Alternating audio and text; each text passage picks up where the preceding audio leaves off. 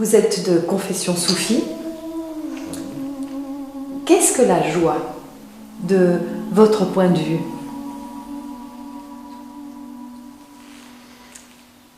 La joie, c'est quand, dans le chemin qu'on suit, on arrive à cette relation avec l'absolu. On ne peut pas définir. L'absolu, ça peut se manifester à travers une fleur, à travers ce qui est subtil. Je cite un exemple, c'est un des cheminants qui dit خلوت مع الحبيب وما بيننا سر أرق من النسيم إذا سرى.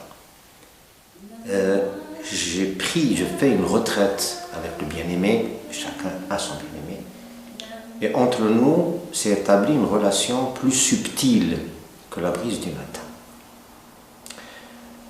La joie, c'est de prendre conscience qu'on est éternel.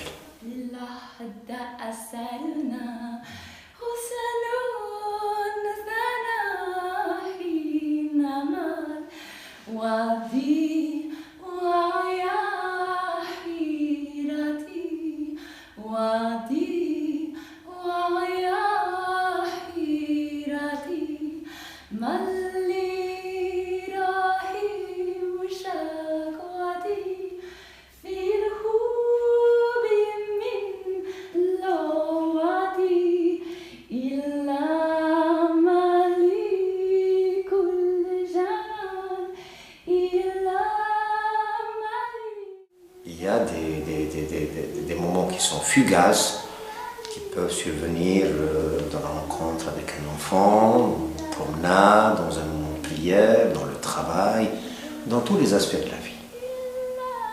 Ce n'est pas limité à tel ou c'est limité à notre battement de cœur, à nos battements de cœur, à notre respiration.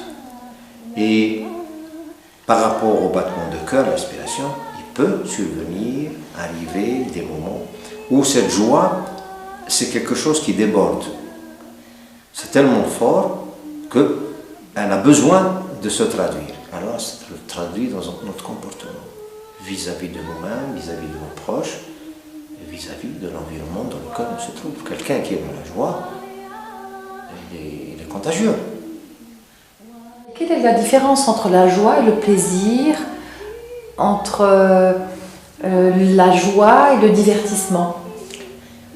Je crois que c'est la question que se pose tout cheminant, quelle que soit la voie qui suit. Hein.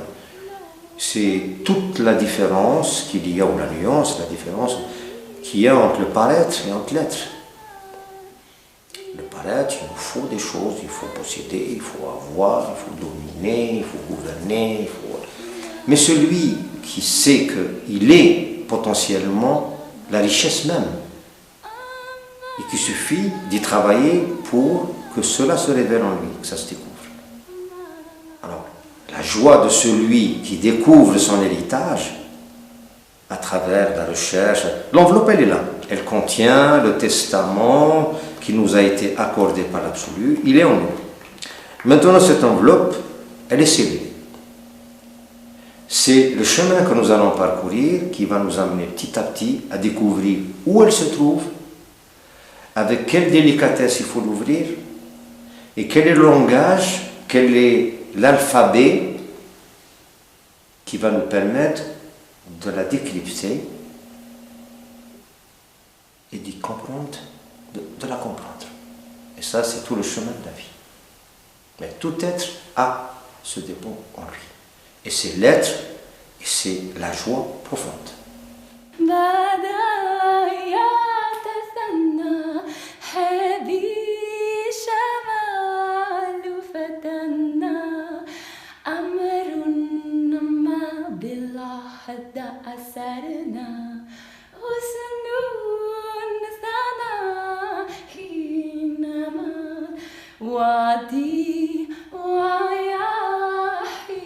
C'est du périssable, le plaisir. La joie, elle est de l'ordre de l'éternité. Donc, plus on donne de la joie, plus on en reçoit. Plus on donne du matériel, est-ce que plus on donne du matériel? Si on donne, voilà. Si j'ai 10 francs, je la partage, il ne me reste que 5. Mais si je donne de la joie, si je donne un peu de joie, ce qui va me venir, c'est considérable. Et rien, elle n'augmente pas, elle augmente par rapport à la prise de conscience qu'on peut avoir. Parce qu'elle, potentiellement, elle existe. Mais, suivant l'espace qui est le nôtre, plus on est large, plus on est ouvert, plus elle prend de la place en nous.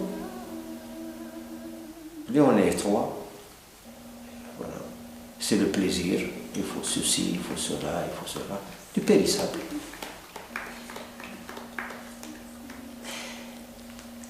Comment la rencontrer, cette joie, que l'on soit musulman, chrétien, juif, bouddhiste ou athée? Par le regard.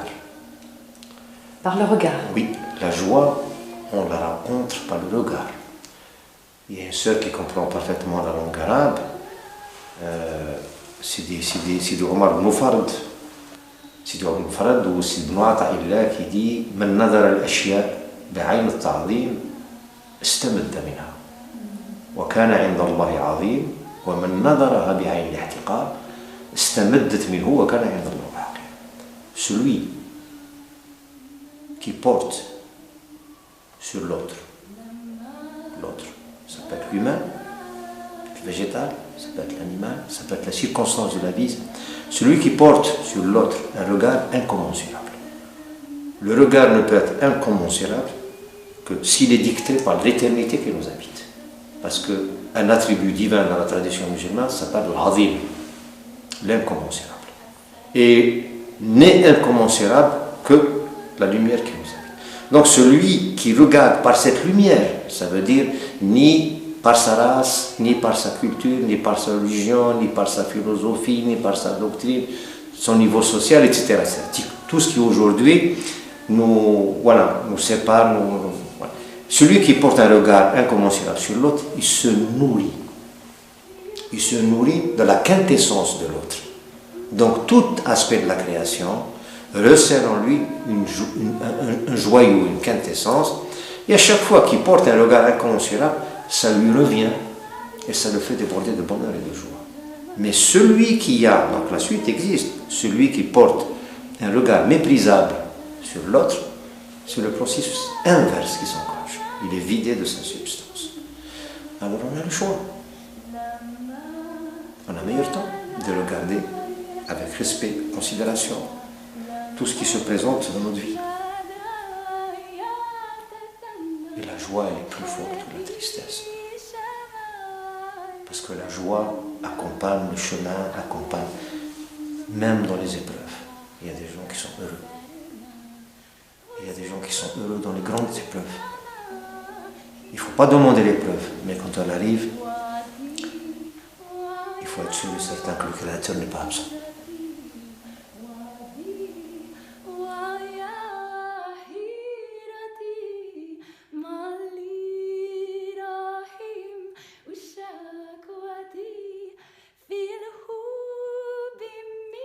Ce que vous voyez en moi, c'est ce que je vois en vous. Merci. Alors cette lampe, elle n'est pas seulement mienne. Elle est celle de tous celles et ceux qui agissent dans ce sens-là. Qui rayonnent par la lumière qui les habite, qui rayonnent par leur comportement, par leur exemple. Et puis, nous travaillons ensemble pour que ces lumières se multiplient. Jusqu'au moment où elles se multiplient, elles deviennent une seule lumière qui probablement va éliminer à jamais les ténèbres de ce monde. C'est ce que nous souhaitons et c'est pourquoi nous travaillons ensemble, pas la main dans la main seulement, mais le cœur dans le cœur.